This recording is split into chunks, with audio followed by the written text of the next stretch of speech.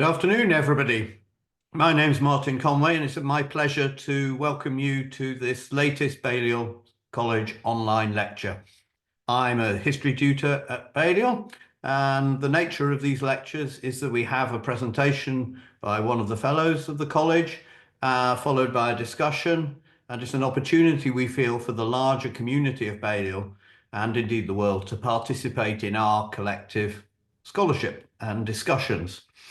Our speaker today is Sophie Marnette, who's Fellow and Tutor in Dervorguilla Fellow and Tutor in French at Balliol, but also, of course, a Professor of French Studies in the university, in the Modern Languages faculty. Indeed, she was recently the chair of the subfaculty of French. Sophie is an established, reputed scholar of medieval French literature and linguistics, but she's also somebody who's been involved in many other aspects of discussions about literature, about literary studies, about how you study the evasive reality of discourse in different periods of time. And her lecture today will not simply be in the medieval era, but will range much more widely across the whole gamut of how in French and in other languages we communicate with each other. She has many claims to fame, apart from her role as a lecturer and fellow, as a university professor and fellow at Balliol. She's also been university proctor in 2019 to 20. And the most important thing about her in many people's minds is that she is Belgian, which proves what diversity and positive discrimination Balliol is now engaged in. The lecture will last about 45 minutes, and at the end of the lecture, there will be a period of questions and answers. Those of you who are new to this structure may need to know that what you need to do to ask a question is to write it in the question and answer box, which should be visible on your screen. You can't, under this technology, actually speak, so I'm the person who has the power then to ask the questions on your behalf, and I shall try to make sure that we get through a good range of questions, and I shall aim for us to finish about 6:15. So it shouldn't go on after that. If you have particular questions you want to ask already as the lecture is taking place, there's no reason to wait until the end of the lecture to ask, to put your question in the question box. Good. Well, I hope that's clear to everybody, and I hope you're all looking forward to hear Sophie. It is a great pleasure, Sophie, to hear you speak to us this evening. Do go ahead. Thank you very much. I'm going to share my screen. Hopefully it's going to work. I think so. Here we are. And here we are. So it should work. I'm going to, see this. Right. Okay. So, yes. So what I'm going to speak about today is basically about my research. And I'm going to be, sorry, I'm not sure whether this is working properly yet. I'm going to be first discussing a little bit what I mean by reported discourse. So basically, I'm interested in how people quote other people and themselves, sometimes in the past, but also in the present and in the future. I'm going to give you a little bit of serious bit about what those categories are, and then a bit of more fun bit. And then I'm going to look at some areas of studies that I've been interested in, which is medieval literature, but also modern literature and the contemporary press. And for those of you who are lawyers in the audience, I will also give you a bit of a foray into my adventure as a forensic expert and how my knowledge of reported discourse was important to the court. Right, so I'm going to go briefly now and look at the different categories of reported discourse. There will be many examples, so I'm not going to spend a lot of time on that actually right now. So basically, you can quote other people or yourself by using what we know in modern language quotation marks. So we can quote the actual words that as they were supposedly pronounced by the original person. This is what we have here. Then Paul looked at me and said, I don't want to go, do you? But instead of doing that, you can also do something that's more indirect, that is transform the original words of the person into your own discourse when you are reporting them. And you'd have something such as, he told me that he didn't want to go and asked me whether I wanted to. So it's a little bit more indirect here. What I'm quite interested in, and you'll see quite a few examples of that today, is free indirect discourse. It's something a little bit in the middle. It's not quite direct because I don't conserve the I of the original language or the original words, but it's not quite indirect either because it doesn't have an introductory verb here like he told me that. So it's a bit in the middle, and you have something like, then Paul looked at me, he didn't want to go, did I? This is something that has been used quite a lot in 19th century literature. I'm going to give you some examples of that in 19th century French, but it's also something that writers, English writers like, Jane Austen, George Eliot, Virginia Woolf, D.H. Lawrence have used in their novels. And then something a little bit even more indirect, it's when you are just narrating the fact that there was a speech act, a speech event in the past, but without giving a whole lot of details about that. No, even in very current culture, people use those quotes, those ways to report discourse. And actually, if you look at an example such as, I stay out too late, got nothing in my brain, that's what people say. You might have recognized here some lyrics from a song by Taylor Swift. Now, basically, interestingly here, what Taylor Swift does is that she's using free indirect discourse. She's showing that something is saying something, but you can see here that she does not at all agree with that. So I stay out too late. It's not something she's saying, it's something that other people are saying. And actually, what might have happened is that some people have said, you stay up too late to her, or that people say that I stayed up too late. That's another way of reporting it. Or people say mean things about me, and really they shouldn't. But actually, it's very unlikely that people would say that to Taylor Swift herself. I don't think they would dare say that. To the contrary, it's more possible that she might have read that in the newspapers or online, etc. And people will usually say, Taylor Swift says up too late. So you can see here that the original discourse can be quite varied.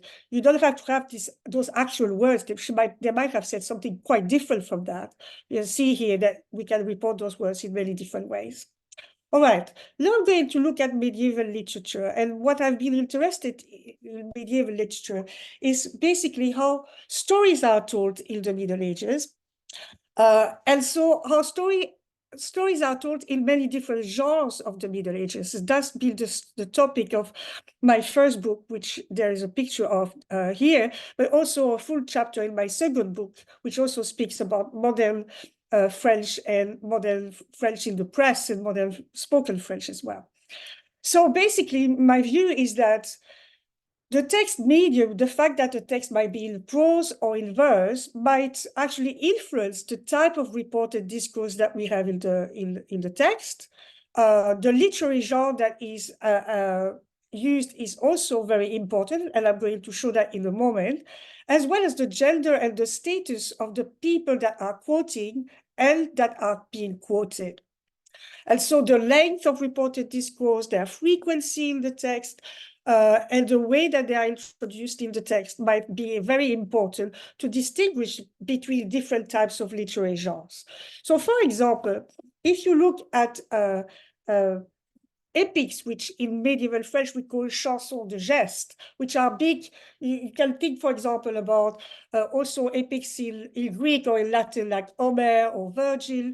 In medieval French, you have great epics such as La Chanson de Roland, for example, some of which were already composed in the 11th century. The one example that I'm giving you here in the 13th century, epics or chansons de geste were sung, they were composed in verse, so they rhyme or they assonance at the end of each line.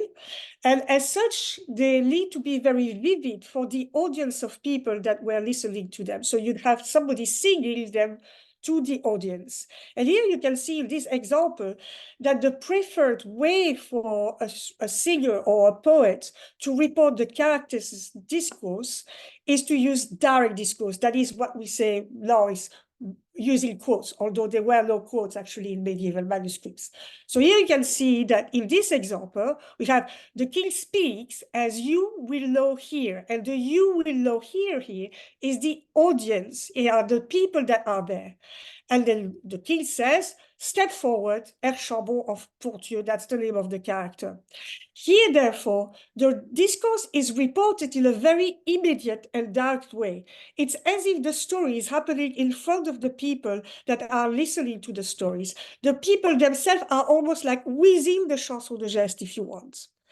Now, chansons de geste were often considered by people in the Middle Ages to have some to speak about historical facts. Now, they were not completely historical, but some people believed that some part of them were actually things that really happened.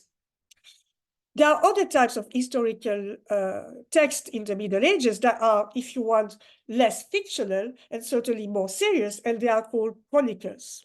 Now, in chronicles, and those chronicles tend to be in prose, certainly in the 13th century they were. Here you have an example from the Prise de Constantinople. So you can see it's in prose here. And in those chronicles, what happens is that instead of having a lot of direct discourse, that is quotes from the characters or from the historical characters that are spoken about, what we have is typically either indirect discourse, that is, they say that something happened, or we have no discourse at all. And this is an example of that here. We have many bits of advices were taken and given there. All the words that were said there, the book will not tell.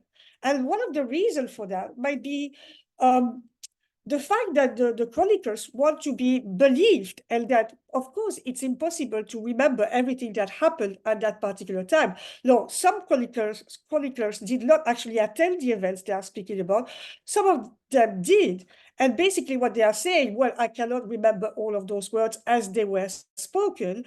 I can just tell you that something happened, that some people spoke at that particular time.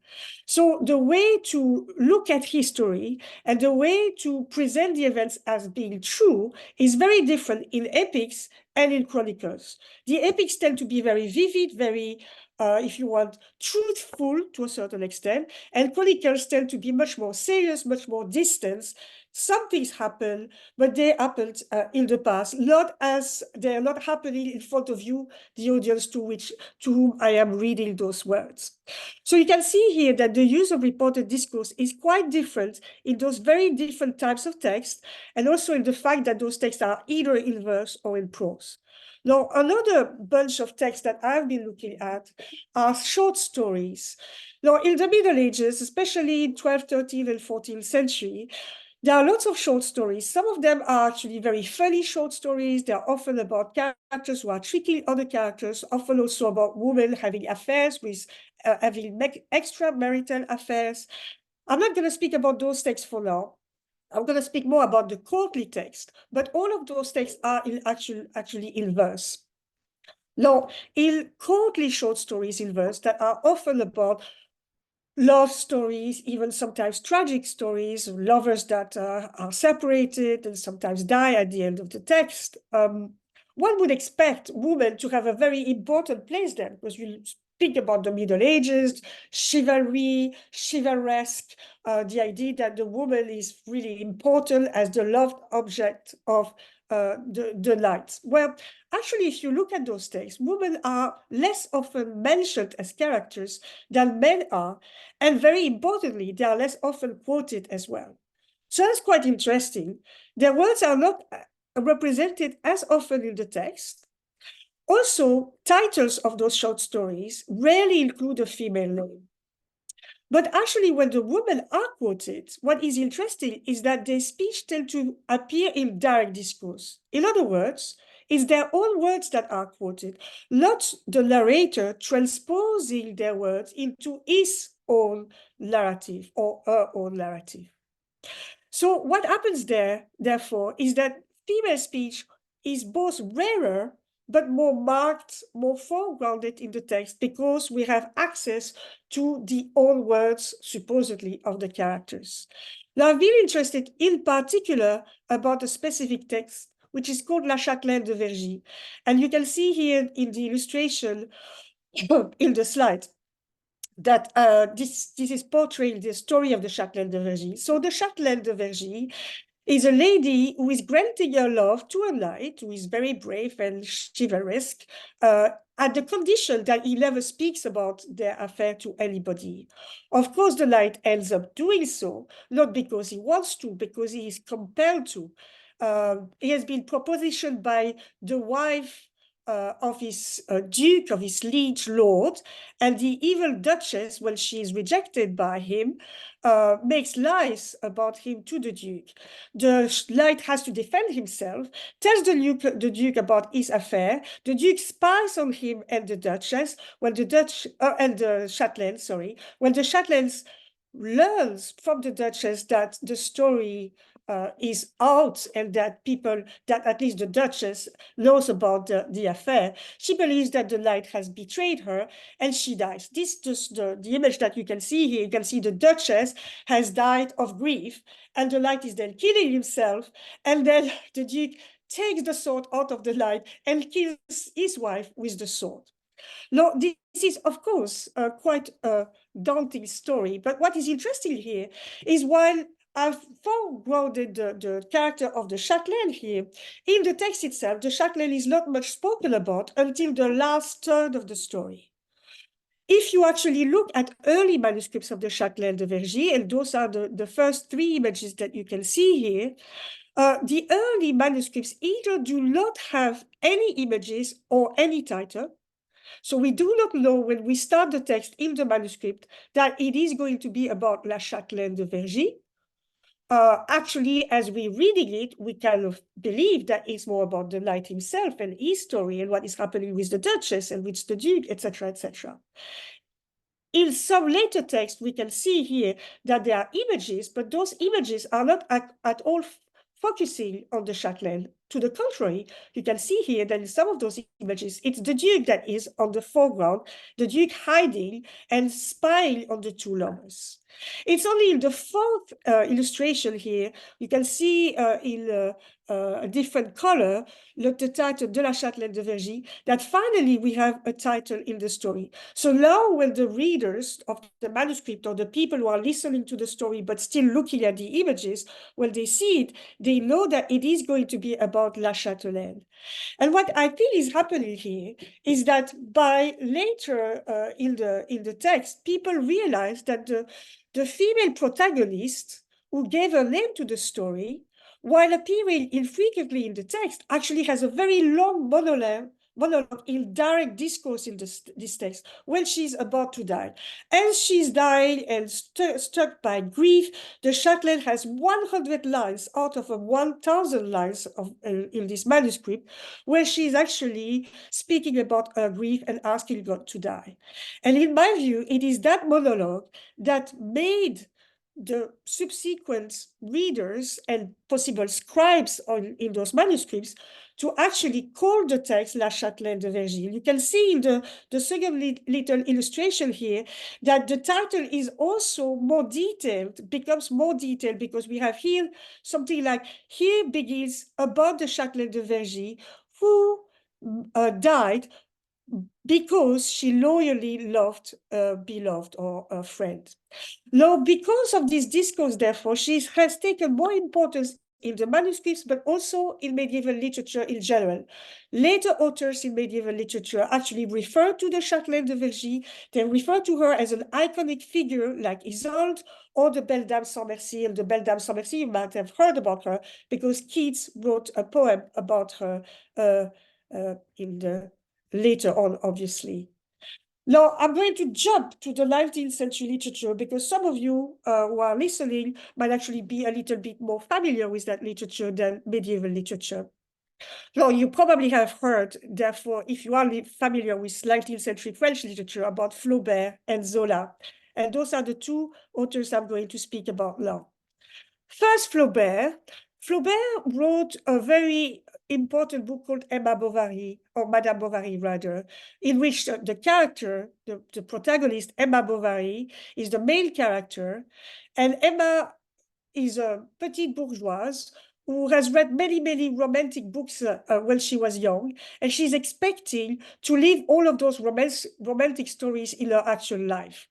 What happens, however, is very far from that. She's had some affairs with men that are not very kind to her, and she ends up dying at the end of the story. And I was realizing as I was composing this presentation that actually all of the female characters I'm going to speak about today, including the Châtelaine de Vergy, of course, are unfortunately dying in the story. But anyway, in writing about Madame Bovary, but also in other novels of his, Flaubert tends to be focusing on the thoughts and the feelings of his characters, and usually instead of using direct discourse to report those thoughts, so to report the actual thinking of the characters themselves, he tends to report them in free indirect discourse. So this mixture between direct and indirect discourse. And I'm going to give you examples of that in a moment. What it allows him to do is to have a bit of ambiguity, because sometimes we don't always know whether actually we have access to the actual thoughts of Madame Bovary and what she's feeling, or whether it's actually Flaubert's interpretation and sometimes possibly slightly ironic stance towards what Madame Bovary is feeling. And I'm going to give you, as I said, some examples of that. Now, I've given you translation of the text in English, but you also have the picture of it in French on your screen.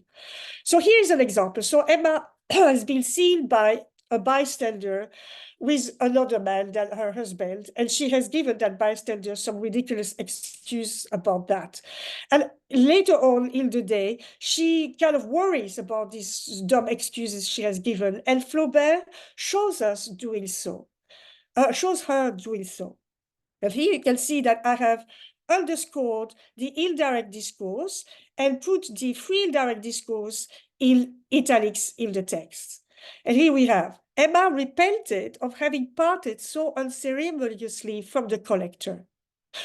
No doubt he would draw the most unfavorable inferences from the event. That story of hers about the nurse was the worst thing she could have thought as an explanation, since everybody in Yonville knew perfectly well that the Bovary child had been back law with its parents for a whole year. Besides, no one lived on that side of the town. The path she had taken led only to La Huchette. Binet, and that's the bystander, must have guessed, therefore, whence she had come, and would certainly not keep silent, but would turn their meeting into matter for gossip. You can see here that all of this part in italics could easily be put in the first person. You can see that it's really what Emma is thinking. And then after that, Flaubert goes back into the narration. She spent the whole day till dusk tormenting herself in an endeavor to find a plausible lie, and ever before her eyes, she had the picture of that old fool with his game back. Now, in other instances of Madame Bovary, the difference between what Madame Bovary actually thinks, or what she thinks she should be thinking as a romantic heroine, or Flaubert actually making fun of her thinking that, is difficult sometimes to see. And that's what we have here. So she's thinking about an affair. She knows having an affair. And here's what Flaubert says. Then she called to mind the heroines of the books that she had read. The lyrical legions of those adulterous ladies sang in her memory as sisters, enthralling her with the charm of their voices. She became in her own person a living part, as it were, of that imaginary world. She was realizing the long dream of her youth, seeing herself as one of those great lovers whom she had so much envied. Actually, in what happened, she saw vengeance gratified. Had she not suffered enough? And here, this had she not suffered enough, you can see that it's really Emma asking herself that very grandiosely, right? Lo, at last, she had triumphed, and love, so long repressed, leapt like a living fountain in her heart, bubbling upwards in ecstatic freedom. She reveled in it without remorse, without disquiet, without anxiety. And you can see how this grandiloquence thinking on the part of Emma is also a little bit ironic on the part of Flaubert. Now, Zola does something quite different. It comes a bit after Flaubert, and he writes a whole series of books that, under the title Les Rougon-Macquart, is the story of a family. And in those books, quite a few of his characters are lower class or middle class characters. And what Zola really likes is to be very, realistic or naturalist in his writing, and he likes to color his narration with his characters' vocabulary and cheek, rather than actually expressing their thoughts and inner perceptions. So what we have access to is really a parler vrai, true speech on the part of the characters that Zola is speaking about. And to a certain extent in his text, we're going to see an example of that. There is also a certain amount of contamination of the actual text of Zola's own words by the words of his lower class characters. This is an example of that, and this is one of my favorite novels of Zola, if not novel over the whole literature. It's about Nana, who is a very lower class, early on prostitute, but who becomes really a very high courtesan in Paris of the 19th century. And she's trying to be very well behaved and to have a very grand life, but she cannot take the Nana out of the courtesan, if you want. And at some point, she has given a grand dinner in her apartment to very posh people, but she's annoyed with their attitude, and she retreats into a bedroom. And some of her friends are trying to let her get out of the bedroom. And here's what Zola says about her. Then she let rip. She was not an animal. And the French here says bête. Bête means both animal and also idiot. She was not an animal. She could see it all as clear as daylight. They had been making fun of her all through supper. They had said dreadful things that proved they thought her believed them. A lot of bitches weren't fit to lick her boots. And the text says salope, not bitches. So it's a little bit stronger in French, actually. She wasn't going to go through all that trouble again, just to be pulled to pieces like that afterwards. She didn't know what was stopping her from kicking them all out.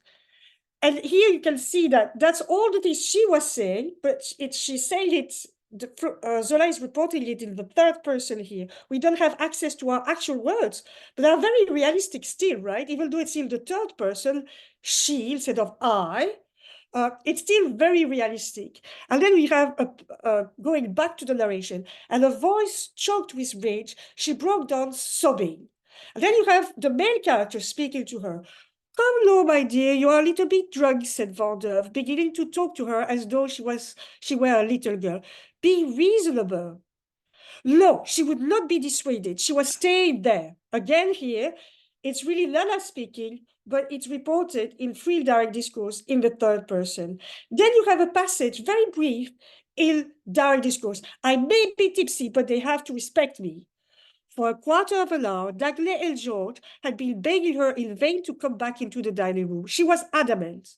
A guest could do just as they pleased. She despised them too much to go back in there with them. Never, never. They could cut her into little pieces, but she would not leave the bedroom. And again here at the end, it's really Lala speaking rather than just Zola speaking. Now, I said that sometimes there is a certain amount of contamination of the words of the characters within Zola's narration himself. Here is another example. This is Nana again, and here you can see in the drawing behind is by Cézanne, who is a great friend of Zola. And this is very much how Nana might have looked like if we were to picture her.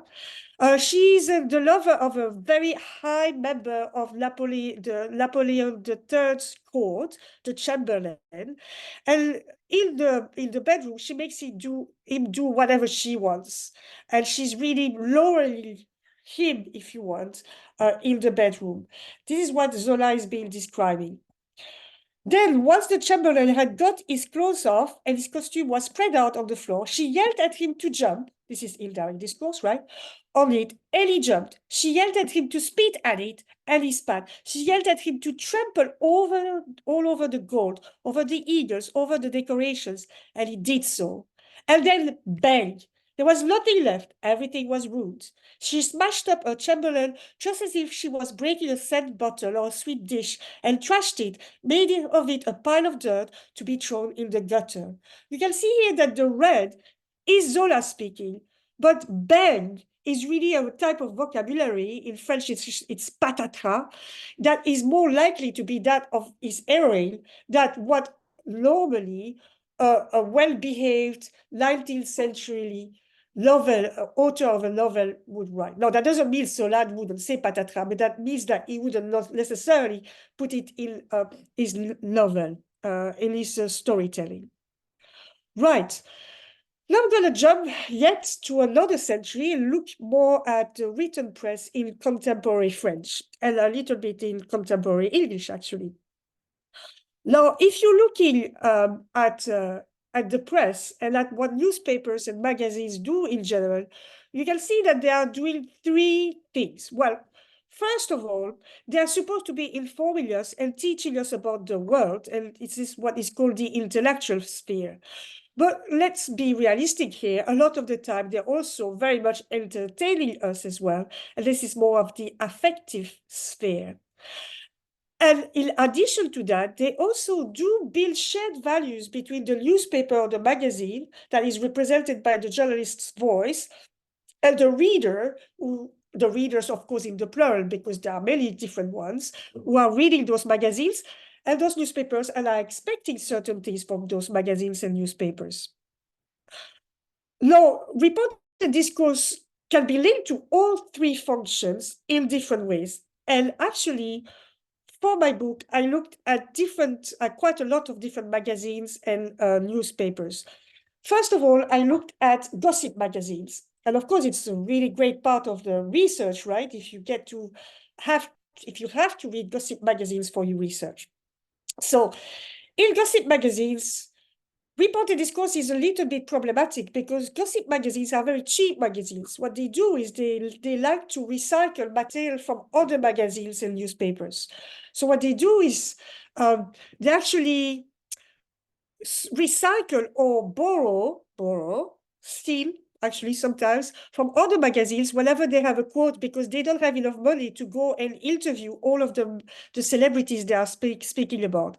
And sometimes on their cover, they even quote imaginary speaking to the celebrities themselves on behalf of themselves and the readers. And that's the example that I have here in the middle magazine. Deal we, Patrick. Tell her yes, Patrick. It's the magazine saying to the star, say yes to your girlfriend, say yes that you will marry her. So here it's not even real reported discourse, it's invented reported discourse. Now, Woman magazine do something a little bit different. Reported discourse is a way to dialogue with the reader as well and to involve the reader and to have the reader identify with the persona of the magazine. And one of those two magazines that I'm showing you there has the question on its cover: what do I wear this summer? Who is this I here? Well, the I is really the reader, right? So what we have is a quote that is also an imaginary quote, but that is involving the female reader here into the magazine itself. And then finally, we can also look at news magazines and newspapers. Now, some of those news magazines are much more serious, of course, than gossip magazines, although some of them rely also on stories about celebrities. But this time, they do interview the celebrities themselves. And of course, newspapers also use reported discourse, often quotes from experts, from witnesses of some events as well, to give vividness, but also to organize the information in the newspaper. And actually, this is something that is very much done in all kinds of newspapers, serious ones and less serious ones. And now I'm going to give you some examples from actually British magazines. So what I've done is last Friday, I went to W.H. Smith and I took pictures of various magazines there, and also various newspapers and more serious magazines. And here's what you have. You can see that on all of those gossip magazines, or there's one that is actually a diet special magazine, what we have is a lot of quotes. So the first one says, how do we stay fit? And this is by two celebrities, Natalie and Alison. You have another one that speaks about Meghan Markle saying, and you have to look, royal expert reveals, that's in the little yellow bubble, Meghan's, quote, gone too far. No, obviously, we don't have a very precise source here. We don't know who the royal expert is, but we also have like a very vague quote as well. Yet this quote is being at the very center of the cover of the magazine. You can see on the right that the other magazine has chosen to put in yellow a very dire quote by a woman who has been abused by a man. And here you also have fellow, F-E-L-L-A, which is a way to speak about a type of vocabulary that you would not normally find in the main part of a newspaper. Now, of course, one would say that newspapers, and again, those are photographed in W.H. Smith, that they would not use those actual strategies, but they do. Even if you look at The Guardian, for example, at the very left bottom of The Guardian, you have a quote saying in red, "We are trapped in hell." And you can see below that it is supposed to have been said by some migrants in Italy. No, we don't know, no, we do not know who those migrants are, although there are pictures of some migrants and on the cover of the newspaper. What is interesting here is really the fact that the picture is connected to the quote itself, and that the quote makes the picture more vivid, and the picture makes the quote more vivid as well. You can see also at the top of the magazine, of the newspaper of The Guardian, that there are other quotes as well, like "My whole life has changed" by Chappell Rowan here, who is a singer. Now, other newspapers make quote even more important. You can see in the Daily Express here, the very, very large quotes that are on top of the newspaper.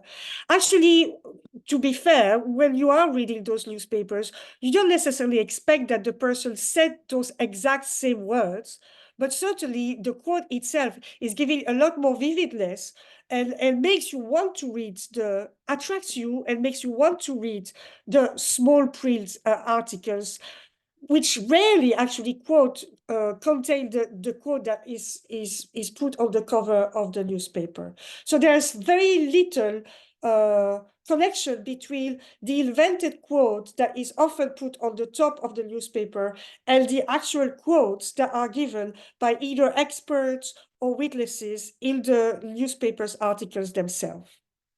It's also quite fun, actually, if you look at different cover of magazines, to see the same quote appearing in different newspapers. You can see here in the Daily Telegraph, you have "I'm still in control," says Starmer as feud erupts. And then in the Daily Mail, you have in smaller print, but still quite big, "He's forced to insist, I am in control after just 77 days in office." So you can see here that the strategies are quite different, why those quotes are being made in the newspapers and where they are on the cover of the newspapers as well. Okay, so now I want to speak to you a little bit more about what I have called my adventure as a forensic expert. And in order to do that, I first have to explain to you what French press conditional is. Now, in French, you have a certain tense or mode that is called the conditional. And this is what you have in this first example here. Six appareils auraient été abattus. Now, this can be translated into English, not really, it's very difficult to translate, but it would give you something like this. According to certain sources, or it is said that, or we have heard that, 6 planes were shot down. The aurait is here, this conditional, is a way of expressing uncertainty about what is spoken about in the sentence. And this conditional can be seen as having 3 possible features. On the one hand, it indicates, as I've just said, some degree of uncertainty about the piece of information. It's a it is said that, but we're not completely sure about that. The second thing, which is the evidential feature, is that it also indicates that the piece of information originates from a discourse other than the speaker. So the journalist is saying, that's what other people have said. That's not what I, the journalist, I'm saying, because I am not sure about this. And then the third piece, the third feature that can be connected to the conditionnel de presse is the fact that the speaker does not take responsibility for the utterance. This is called the alectic feature. Now, with the conditionnel de presse, what is also important is that there is no specific source for the quote. And so it doesn't have to say what the source is. It can just appear without any reference to this source at all. And that would be translated in English as allegedly. It's reported that, or reportedly. Now, in 2019, in the French magazine called Le Point, there was a quite long article about a potential Israeli spy or agent that was linked to Russia and also to Trump. And this man is called Walter Soriano.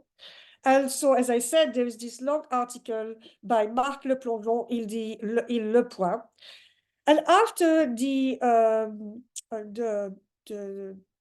article appeared in paper, in the magazine in paper, but also online, Walter Soriano, who apparently resides in the UK, decided to sue the magazine and its journalist in a British court. So it sued a French magazine in the British courts, while this person themselves was actually apparently, as far as I can see, not a British citizen either. What is interesting here is that in order to do so, and to say that, in order to prove that the article was defamatory about him, that it said that he was a spy and that he was nefarious, etc., he had, or the claimant, I'm going to call him the claimant now, the claimant had to give a translation of the article. And unfortunately for the claimant, this translation was really not very good at all. And one of the things that the article, the translation didn't do is that it did not translate the conditionnel de presse properly. And so here you have an example of that here. You can see that in French, you have selon le journal israélien, which is translated as an adequate translation in the middle of the screen, and then as the claimant, very sloppy translation on the right of the screen. You can see that the adequate translation is that n'hésiterait pas à utiliser or aurait recours à. Those are uses of the conditionnel here, hésiterait, aurait. This is translated adequately as is reported not to balk at, or might reportedly employ his services. But that the actual bad translation of the claimant says would not hesitate to use or would have recourse to. You can also see that the journalist is using quotes sometimes. So you have méthode dite offensive, methods called offensive, which has been translated as so-called offensive methods. So the journalist here is showing very clearly in the French magazine, but also in the adequate translation, that there is a source that is not his, selon le journal israélien. There's a newspaper that says that. That is also a source that is not his because he's using the conditionnel de presse, that is not actually necessarily agreeing with what he's saying because he's using the conditionnel de presse, and he's also using quotes to show that it's not his words offensive, so offensive or aggressive was translated or presented as being aggressive by the claimant, while actually I, as an expert called by the defendant, showed that it was actually not necessarily aggressive, but maybe more proactive. That's another translation that we could give to it. So I was called, therefore, by the defendant to speak about the conditionnel de presse and to explain that basically the journalist had done all he could to show that he was careful about the information that he was presenting, and he wasn't actually taking responsibilities for those information. And interestingly, the judge in his report wrote three different things. The judge first reported what the natural and ordinary meaning the claimant had given to the article. So of course the claimant was portraying the article as saying terrible things about him, the fact that he was a dangerous and unscrupulous secret agent, etc., etc. The judge also reported what the defendant was saying, which is that actually the journalist was presenting this as grounds to investigate rather than actually absolutely believing that this was the truth. And here in the third column is what the judge had to say. And he based himself on my report, on my expertise as a linguist, and of course on the expertise of another linguist for the claimant, which actually very funnily happened to be a colleague of mine that I love very much and who was a student with me at the same university in Belgium. But we had to agree on some of the things and disagree on others. And so here's what the judge said. The natural and ordinary meaning is that they were ground to investigate, but I find, so the judge, the natural and ordinary meaning is not more than that. What I am, and then there was more to say, but I took it out because I didn't have enough room. What I'm concerned with is the meaning which the French reader would take away.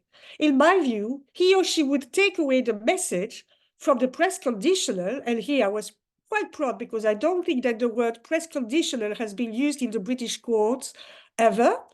From the French press conditional and the other devices used in the article, and for example, those would be selon, X, or the use of quotes, that the journalist does not add his own endorsement to the allegations about the claimant's activities. So what can we conclude about that? Well, first of all, if we're looking at the legal case, we can conclude that using quotes and using them properly is really very important, otherwise you could be sued for that.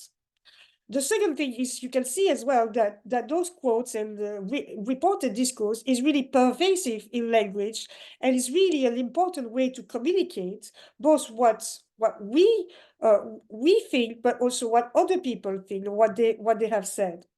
This is something that is used that has always been used. It has been used for many different reasons. Either it's been used to give more importance to certain characters. It might have been used in order to foreground the thoughts of the characters rather than their speech rather than their thoughts. It might be used to involve the readers of a newspaper or magazine, or to use them playfully in order to make the situation more vivid in a gossip magazine, for example. It can be used in a very serious way, not only in the article that I was speaking about, but you could see also that the judge himself is quoting from the claimant, from the defendant, and giving his own view about the matter. So in other words, reported discourse is a subtopic that is very complex, very fun, very interesting to study. And certainly that's what I think I try to convey to my students, and also I try to convey in my article and my research. Thank you. And I'm going to stop sharing now.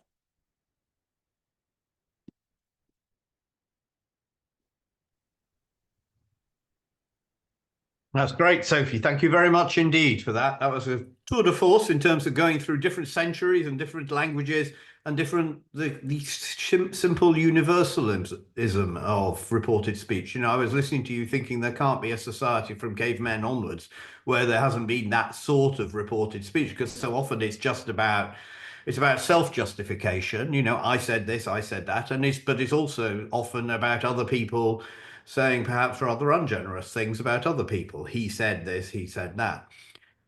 Which brings me to the issue of gender, yeah, because a lot of your examples are female cases of people gossiping about women, of women gossiping about women, of negative stereotypes of women being portrayed through reported speech. So is this, you know, to put it its most general, a way by which we see that actually language is not neutral, that actually reported speech is one of the tools of the sort of establishment of a certain sort of patriarchal discourse in society? Yes, absolutely. I think very much so. Certainly, when you can see Flaubert, I mean, I really like Flaubert and I really like Zola, but definitely they are very much, manipulating or showing us a character in a certain way. And certainly, I didn't speak about that, but the Fabliaux, so the short stories that are very funny in the Middle Ages, which actually Chaucer borrows from a lot in the Canterbury Tales, for example, are also very much showing female characters not only as speaking quite a lot, but also lying quite a lot, manipulating their husband, for example, right? So that's very much they're shown there as being dangerous because they speak so well that they can make their husband believe anything they are saying. So yes, there's definitely on the part of the male writers sometimes a tendency to use that against women or to caricature women to a certain extent. I mean, certainly the reported discourse in terms of gossiping, for example, etc., is also something that is often negatively associated with women as well. I mean, of course, studies have shown that this is not necessarily true, but there's this idea that yes, they are the ones who can use discourse in order to do that. So yeah, you're right. I mean, it is interesting that, as I showed with the Châtelaine de Vergy, for example, this kind of very lyrical outpouring of words at the end of the narrative is very beautiful, but at the same time she's dying, right? So it's not it's not very successful from that point of view. So But yeah. in your reference to Taylor Swift, you seem to portray a woman who is using reported speech Absolutely. that is intended to be against her as a form of empowering herself. Yeah. Absolutely, and that's the beauty of language, is that you can use it in many different ways, and so you can reclaim it. And certainly that's what women have done always, right? But that's certainly what she does currently as well. So showing how ridiculous what's being said about her, how sometimes she doesn't care about it, or she can turn it back against the people who said it. Now, this is also something that's been very much used in online medias as well. So this is something I haven't discussed today, but very much something that is a very important topic of research in linguistics, which is all of the way that discourse is reported in the media via hashtags, via links, hyperlinks, etc., or little videos that are embedded and so on. And here you can see also the danger of quoting discourse out of context, because that's something also that I haven't really discussed, but taking things out of context and recontextualizing in a different way to show it, for example, truncating it. That's why I was saying I've taken a bit out of this quote, because I wanted to be honest, and sometimes people don't do that, of course. So this is also something that is very much should inform our academic practice as well. There's quite a bit of studies that have been on that. How do we as academic quote other people and refer to other research as well, right? Yeah, and reported speech is out of control in some respects in a digital society where people are writing down enormous versions of what they heard other people saying. There's Absolutely. a couple of questions that participants have sent in, which refer to this business, the conditionnel de la presse, this yes. particular French formula. And Philip Boydell asked, do any other languages actually use a conditionnel de la presse? And Graham Shuttleworth says, is the French press conditional well established in academic or industry literature? Oh yeah, okay. Perhaps you might take those two together. Yes, yes, the conditionnel de presse is very much something that is established. It has been there have been books written about that. Actually, just to be clear, this is something that can be used in spoken language as well, and people do that quite often. It's just that it's particularly useful in the press, and so that's why there's this correlate conditionnel de presse. But actually, people say also, for example, if you look at reports of trials from the Middle Ages to later on, this is also a form that has been used, like the accused said that, and then there is this sort of serait right? And it might have been or whatever. So yes, in French, it's very well established law. There are similar things in other languages. This is not something that I specialize in, so I cannot give you specific examples, but there are languages where you have, for example, ending of some verbs that show you also, they go almost like sometimes in the other direction. They can show you that there is something that was said from an unknown source, or there is something that was said from a very specific source, or there is something that was said, but the speaker, don't agree with it. So there are lots of different ways of using. It wouldn't be called a conditional because it's not, but it's a verb ending or a mode ending that is used in other languages. Indicates that, yeah. Yes, absolutely. Anthony Wynne has written in with the eminence of a Balliol alumnus to say that it's used in Turkish. So I challenge the audience to produce other languages in which this occurs. Yeah, but I think it almost makes English seem like a rather impoverished language in a way, that it doesn't have this device. Of course, you can engage, as you indicated in your lecture, in complicated sort of circumlocutory phrases, to say it has been alleged that, but there isn't this particular form.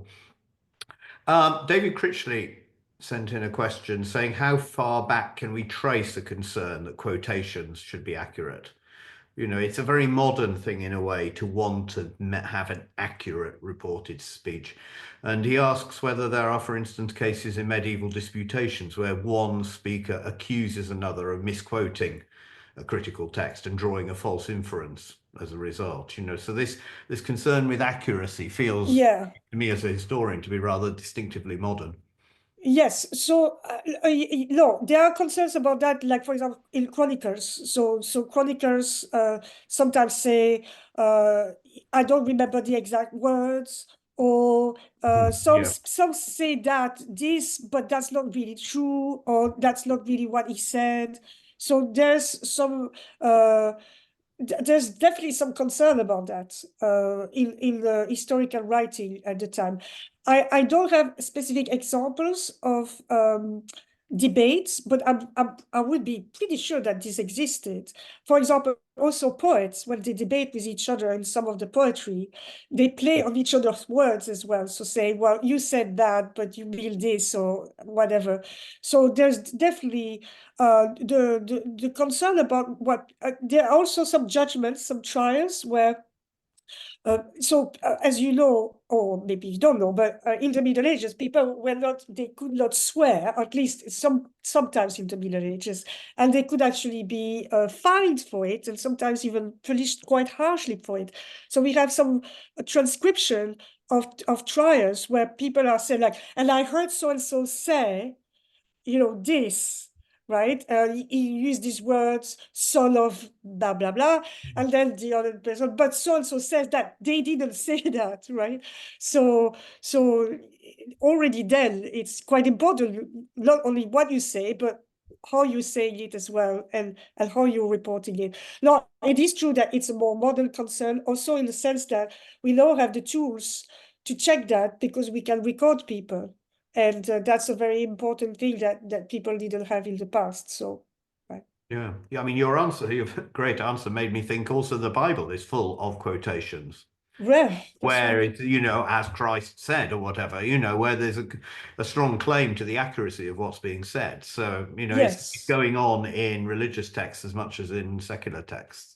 And actually, interestingly, quotation marks, they don't exist in the Middle Ages. The first time they are used in the Middle Ages is in the margins of the Bibles, for example, or some other religious text, in order to lift off some passage from the text in the quotes and then discuss it and sort of glose it. So that's where we first see the quotation marks appearing in the history of that was in manuscripts, and then later in print in the 16th century, that's when we see the expansion of the use of quotation marks. But they didn't always exist in the text, right? Yeah, and your attention to quotation marks brings me to John Wasson's question, which is how does that punctuation is obviously crucial to this. By inserting a comma into a sentence. You can change of reported speech. You can change the meaning. So it's not just a word. Absolutely. And the example he gives is Tom said John was guilty without any comma. Tom, comma, said John was guilty. Yes. Suddenly turns into a very different nuance to it. Yeah. That's very, very right. And interestingly, there's not much punctuation at all in medieval manuscripts. So therefore, in medieval manuscripts, one has to work quite hard in order to identify when there are quotes and when the narration stops, so the storyteller stops speaking, and it's a character that starts speaking. And so in the Middle Age, what you often have is like an address, sire or my lord, and then you know that you are switching from the storyteller into the voice of a character. And then you have another switch when it's another character, like my sister is said, or something like that. So, so yes, it is, the punctuation is very important. And actually, the examples I gave of free direct discourse, even in Flaubert or in Zola, the punctuation is very important for where you can actually switch from what you think the writer is saying, the author, or whether you see that it's the character speaking. And the translation do not always respect the punctuation of the original author either. I was thinking of exclamation marks. Yeah, it doesn't exist in the No, I know, but you can, but by simply inserting Yes, an exclamation mark into an instance of reported speech, you're giving it absolutely. much greater emphasis than perhaps was in fact the case. Yeah. Yes, exactly. Yeah. Robert McDonough asks, isn't it interesting that young people today report their own words in direct speech? I was like, that was a great lecture. He was like, I agree. You know, Yes, exactly. they are almost presenting what they said in some context as, you know, a non-recorded recording of what they said.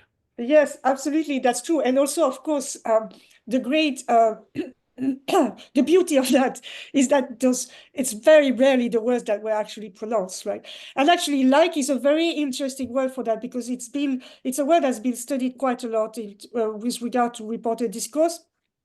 And it does something different, that I said that, or I said this, or because like is really allows the speaker to not be dishonest by using like and actually expressing things that they weren't really saying, but that they were maybe thinking. So, and I was like, could be, and I said that, or, and I was like, I was thinking that, but was not saying. Well, if you are saying, and I said that, or and I thought that, you have to make a decision between the two. So it becomes much more vivid, but also much more imaginary as well. Alan James is sending us into the world of Latin by saying, in Latin, virtual oratio obliqua serves such a distancing role. The writer does not vouch for the truth of statements or opinions, which in effect he's quoting. And he says that Cicero often used that device frequently because, of course, central to Cicero's rhetoric was the way in which he reported what other people said, either as a way of validating it or as undermining it. So yes, everything comes from Latin.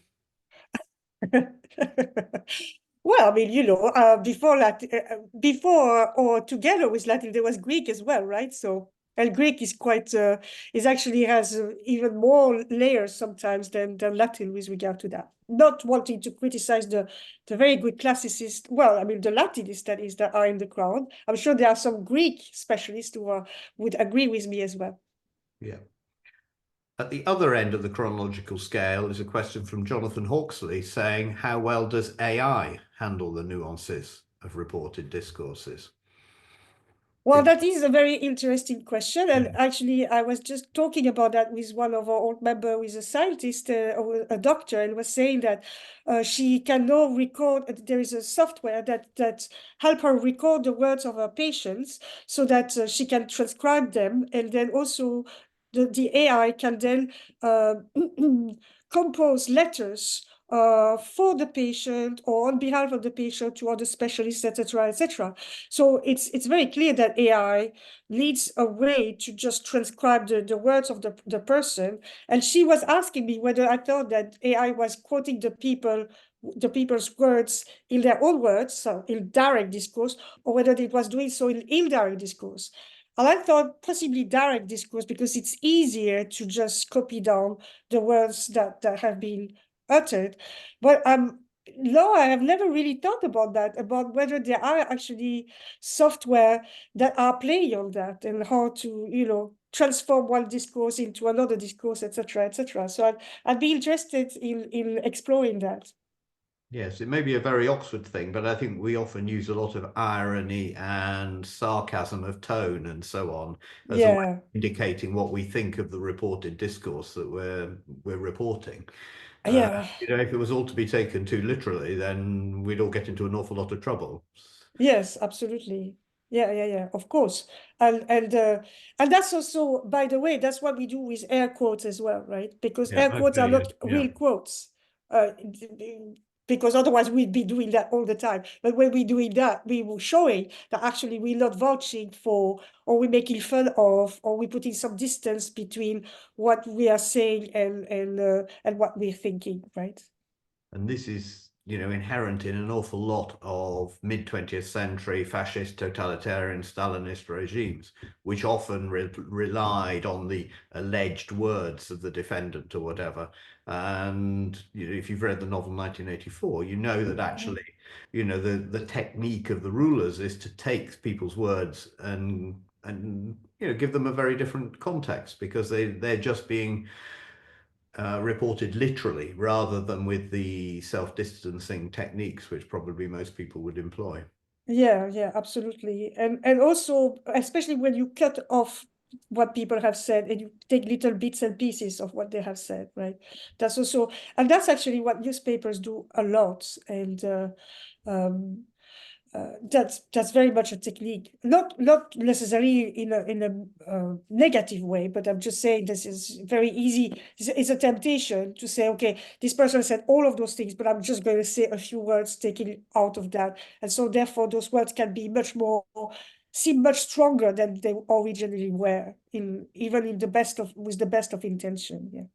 Yeah, but no Stalinist trial was complete without somebody turning up, often a servant, something, or somebody who overheard a conversation to say, I heard him say this, Yeah. or heard her say this, you know, so there's this sense that actually reported speech can be a matter of life and death. Absolutely. And also what is important here is also the source of the reported speech. Who said what and how did you hear that, etc., right?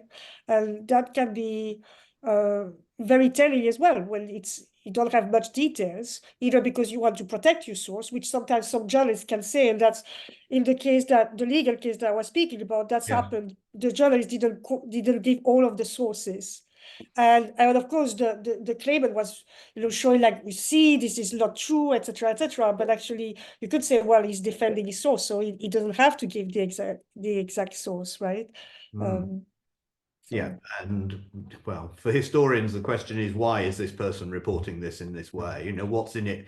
You know, this crudest element, what's in it for them? Or, you know, what form of constraint are they operating under? You think also of the confessions of witches in the 16th and 17th century, which often relied on reported speech. So, yeah, I abandon any sense of this being distinctly modern. This is just sort of universalism. No, it's not. No. And so the chroniclers, for example, there's one chronicler like that, and it's quite interesting, Villardois. So he doesn't give a lot of reported speech. As I said, sometimes they say, well, you know, I'm not going to speak about that. But actually, there are an awful lot of reported speech that are his own reported speech. So he's really trying to show himself in a good light here, and he's showing that he said really interesting, important things, right? So. Yeah. Well, we have no other questions in the box, and that's been a great conversation that followed a great lecture, Sophie. So I think we should end it there with our profound thanks to you for your investment in all of this and for leaving us with an awful lot to think about when we go home and say what we've talked about this evening. We're always engaged in reporting things Yes, that that's we've true, done, actually. and it's a universal element of retrospect or whatever. So thank you very much indeed, and do join us again next time we have a Balliol lecture. Good night. Thank you. Bye.